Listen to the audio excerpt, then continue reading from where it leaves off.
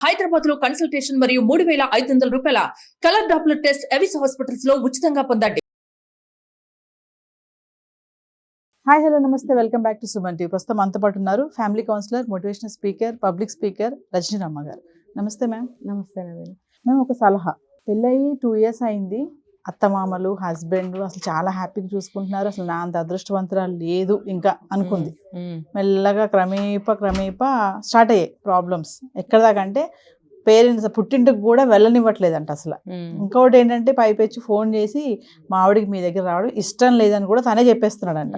ఇంకా అత్తమామల దగ్గర నుంచి ప్రాబ్లమ్స్, హస్బెండ్ నుంచి ప్రాబ్లమ్స్.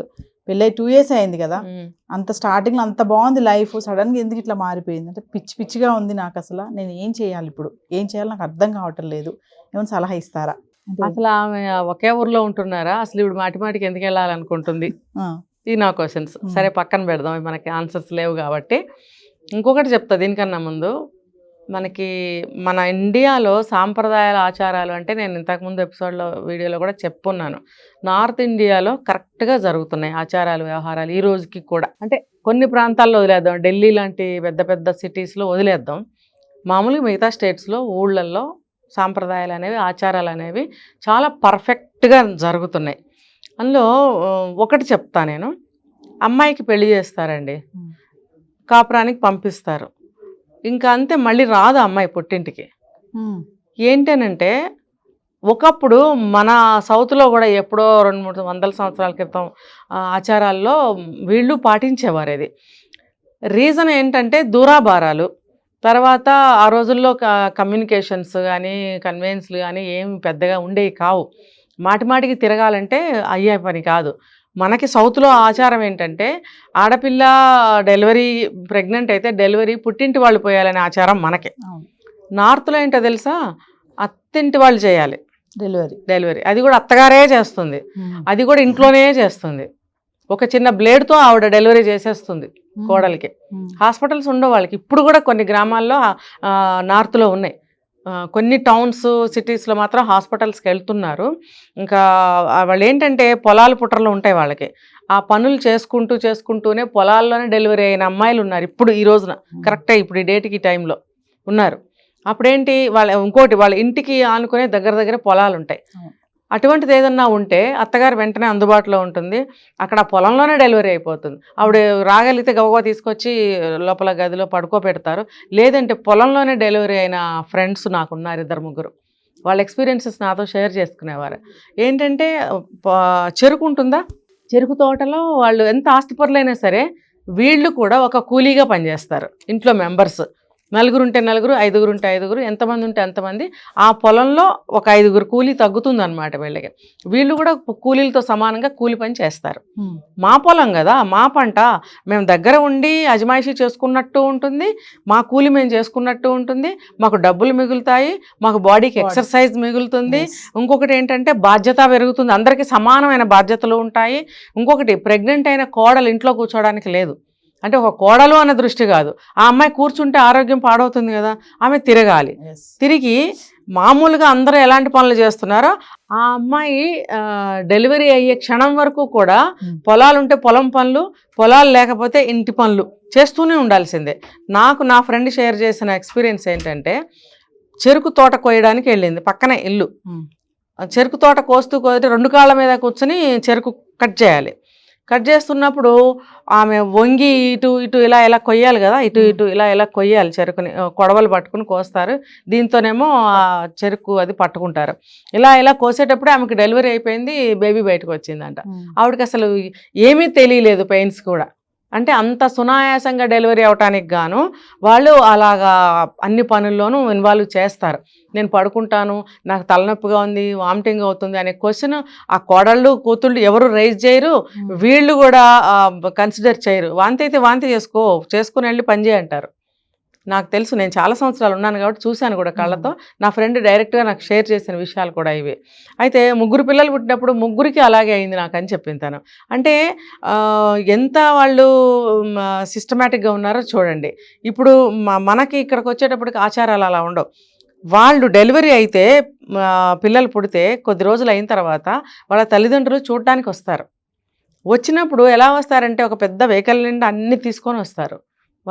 వాళ్ళకి ఇవ్వడానికి, సారే అంటాం కదా మనం, అలా ఇన్ బిట్వీన్ కూడా ఎప్పుడైనా అమ్మాయిని చూడటానికి వస్తే కూడా మొత్తం అన్నీ వాళ్ళకి ఏదైనా బిజినెస్లు ఉన్నాయి, పొలాలు ఉన్నాయి, లేకపోతే ఏమీ లేవు, డబ్బులు పెట్టైనా సరే అన్నీ కొని బండి నింపుకొని తీసుకొచ్చి ఇచ్చి ఒక అరగంట గంట కూడా ఉండరు, ఒక అరగంట ఒక 40 నిమిషాలు అట్లా ఉండి పరామర్శించి మళ్ళీ వెనక్కి వెళ్ళిపోతారు. మంచినీళ్ళు కూడా తాగరు, అమ్మాయిని ఇచ్చిన చోట నీళ్ళు కూడా తాగమని చెప్తారు వాళ్ళు.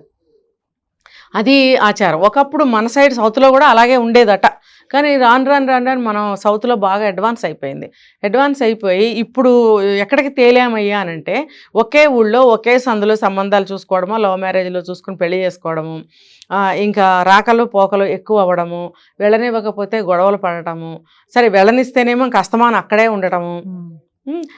నాకు ఇంకొక కేసు చెప్తాను, దీంట్లోనే సమాధానాలు దొరుకుతాయి మీకు. పక్కనే తల్లిల్లు పక్కన, కూతురిల్లు పక్కన, తన సంసారం తను చేసుకోవాలి కదా, ఇక్కడ పిల్లలు ఉన్నప్పుడు ఇక్కడ ఈ ఇల్లు చక్కబెట్టుకోవాలి, ఒక పని మనిషిని పెట్టుకో, ఇల్లు వాకిలు శుభ్రం చేయించుకో, టైంకి నువ్వు వంట చేసుకో, పిల్లలకి పెట్టుకో, తను ఏదో జాబ్ చేస్తే జాబ్కి వెళ్ళు. కానీ తను ఏం చేస్తుందంటే నిద్ర లేగవంగానే ఫస్ట్ తలుపు తీసుకుని వాళ్ళ అమ్మగారింటికి వెళ్తుంది. పక్క 2 పోర్షన్లు అవతలే అనుకోండి, లేకపోతే ఒక 10 అడుగుల దూరం అనుకోండి, అక్కడికి వెళ్ళిపోతుంది. ఆమెతో పాటు పిల్లలు వెళ్ళిపోతారు. అక్కడే స్నానాలు, అక్కడే డ్రెస్సులు మార్చుకోవడం, అక్కడ వాళ్ళ అమ్మ వండి వీళ్ళకి పెట్టాలి, అక్కడి నుంచే క్యారేజీలు కట్టుకెళ్ళడము. మళ్ళీ మధ్యాహ్నానికి వస్తారు, వచ్చినప్పుడు ఇంటికి రావాలి కదా, మళ్ళీ అక్కడ అమ్మమ్మ దగ్గరికి వెళ్తారు. వెళ్ళినప్పుడు ఆవిడ వండి పెట్టాలి మళ్ళీ వీళ్ళకి. ఇది ఏ భర్త సహిస్తాడు? మాటికి ఇలాంటి భర్తలు ఏం చేస్తారంటే నువ్వు పుట్టింటికి వెళ్ళటానికి వీల్లేదు అని అంటారు. సరే, ఇదో కేటగిరీ. ఇంకోటి మీరు అడిగిన క్వశ్చన్లో నుంచి ఏంటంటే కొంతమంది పుట్టింటికి అస్తమానం వెళ్తుంటే వాళ్ళు ఏదో ఒకటి చెప్పి చెడగొడతారు, మాకు అనుగుణంగా తయారు కాదు. ఇది ఒక యాంగిల్లో కరెక్టే, కానీ కంప్లీట్గా బంద్ చేసి క్లోజ్ చేసి అమ్మాయిని కట్టేసినట్టు ఉంచడం తప్పే. అంత ఇప్పుడు రోజులు మారిపోయినాయి, అవసరాలు మారిపోయినాయి కాబట్టి అంత రిస్ట్రిక్షన్ పెట్టకుండా ఎప్పుడైనా వెళ్ళమని చెప్పచ్చు. దానికైనా కండిషన్స్ పెట్టుకోండి, 1 రోజు ఉండరమ్మా, 2 రోజులు ఉండరు. ఊర్లో అయితే వేరే ఊరు అనుకోండి, 1 వారం రోజులు ఉండరమ్మా అనాలి. కంప్లీట్గా బంద్ కూడా చేయకూడదు, ఎందుకంటే చెడగొట్టే వాళ్ళు ఇంటికి వెళ్తేనే చెడగొట్టరు, ఎలా అయినా చెడగొడతారు. చెడగొట్టే తల్లిదండ్రులు కానీ, తోడబుట్టిన వాళ్ళు కానీ, చుట్టాలు కానీ, ఎవరైనా కానీ మనం వెళ్తేనే చెడగొడతారా? అలా ఏముండదు, ఎలా అయినా చెడగొడతారు. చెడగొట్టని వాళ్ళు చెడగొట్టరు. కాబట్టి ఎంతవరకు మనం పట్టుకుని లాగుతాము?